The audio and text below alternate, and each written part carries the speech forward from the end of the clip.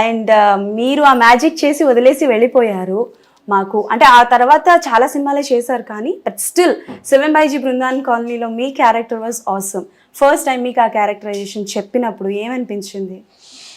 Characterisation నాన్నగారు చెప్పారు నాకు. అంటే ఒక అమ్మాయి చనిపోయిన తర్వాత కూడా తన్ని తలుచుకుంటూ ఒక అబ్బాయి బతుకుతున్నాడు. ఈవెన్ తను లేకుండా నేను బతకలేని సూసైడ్ ట్రై చేస్తాడు. నేను చనిపోయి నువ్వు చనిపోయి మన మెమరీస్ని ఎందుకు చంపేస్తావు, నువ్వు బతికి నన్ను బతికించు అనేలాగా అమ్మాయి వచ్చి చెప్తుంది. సో దాంట్లో మార్పు వస్తుంది. ఆ మెసేజ్ నాకు నచ్చింది. ఇప్పటికీ లవర్స్ సూసైడ్ చేసుకున్నారు, లేకపోతే అమ్మాయి వదిలేసిందని అబ్బాయి ఇలా జరుగుతూనే ఉంటాయి. So it's very relatable concept. అది నాకు చాలా బాగా నచ్చింది. ఒక లవ్ స్టోరీలో కూడా మెసేజ్ చెప్పచ్చా అనే ఫీల్ నాకు చాలా బాగా నచ్చింది. ఆ మూవీ చేస్తున్నప్పుడు మీ ఏజ్ ఎంత? 20 years. నాకు తెలిసి అప్పటికి హార్ట్ బ్రేక్స్ ఏమైనా ఉన్నాయా? అప్పటికి హార్ట్ బ్రేక్స్ లేవండి, ఇప్పుడు బోల్డ్ అని ఉన్నాయి. లిస్టులు చాలా ఎక్కువ ఉంటాయి కదా. బట్ అప్పుడు అంటే లైక్ మీరు మూవీ చేస్తున్నప్పుడు మీకు తెలుసా అంటే లవ్ మీనింగ్ ఏంటి, బ్రేకప్ అంటే అంత మెచ్యూర్డ్ గా మీరు యాక్ట్ చేశారు కాబట్టి ఐఎమ్ ఆస్కింగ్, ఏమైనా తెలుసా? అప్పుడు నేను ఆల్రెడీ రిలేషన్షిప్ లో ఉన్నాను. ఓ, నాన్నగారికి అప్పుడు తెలీదు, ఇప్పుడు తెలుసు. సో దానికి అర్థం ఆ మీనింగ్ అర్థం చేసుకోగలరు. ఓకే, సో ఆ ఫీల్ని ఎంజాయ్ చేయగలిగారు.